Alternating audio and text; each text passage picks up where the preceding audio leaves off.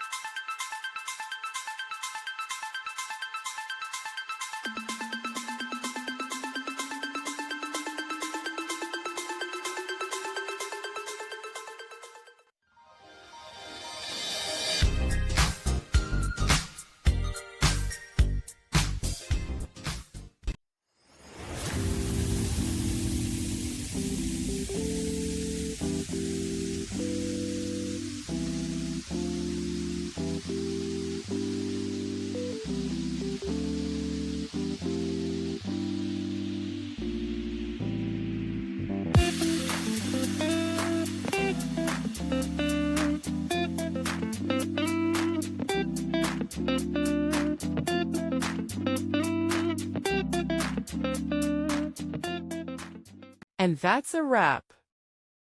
I hope you found the answer you were looking for. If you did, take a second to hit that subscribe button. It really helps out. And let me know in the comments which solution worked best for you. See you next time in the debug zone.